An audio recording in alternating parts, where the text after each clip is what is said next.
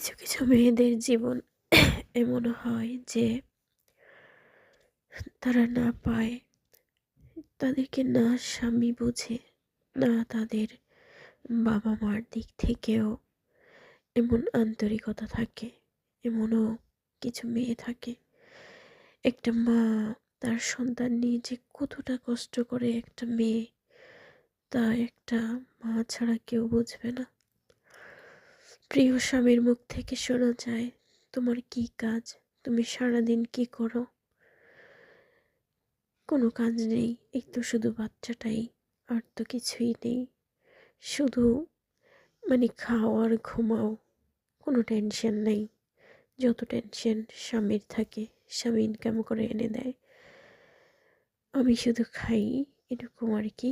অনেক হাজব্যান্ড, কিছু কিছু হাজব্যান্ড আছে যারা একটা মা, একটা বাচ্চা হওয়ার পরে কত যে কষ্ট করে, কত যে রাত জেগে থাকে, রাতে ঘুমাতে পারে না, কত শত রাত যে ঘুমাতে পারে না একটা মা। বাচ্চা পেটে থাকলে তো সে এক কষ্ট, এক যন্ত্রণা, হয়ে গেলে আর এক। দেখেন আমার দুটো বাচ্চাই কান্না করছে, কাকে রেখে কাকে সামলাবো। একা মানুষ, একা ঘরে, অন্য কোনো কেউ নেই, তো একা মানুষই এই দুটো বাচ্চা সামলাতে হয়।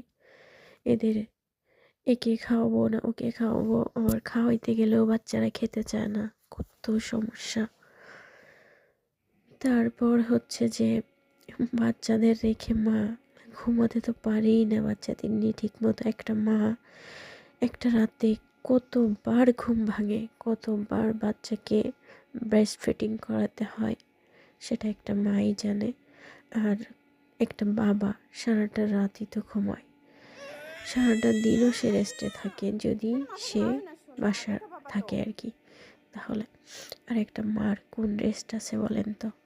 কোনো রেস্ট নেই। তারপরেও মানুষের মুখে, সবার মুখে, শ্বশুরবাড়ির লোকজন তো আছেই, স্বামী যদি না বোঝে দ্বিতীয় আর কে বুঝবে? তার মুখে এই ধারণার কথা থাকে, কি কাজ কি করো, কিছুই নেই, কিছুই পারো না, তুমি ছোলো, তুমি ঢিলা, এই সেই কত কথা। বাচ্চা রেখে মা ওয়াশরুমেও যেতে পারে না। এমনও সময় আছে সকালে ঘুম থেকে উঠলে বাচ্চার কান্নার কারণে ওয়াশরুমে যাওয়া যায় না। এমনও সময় আছে ওয়াশরুমে গেলে বাচ্চার কান্নায়, বাচ্চা পড়ে গেল না বাচ্চা কি করলো, পাগল হয়ে মা ছুটে আসে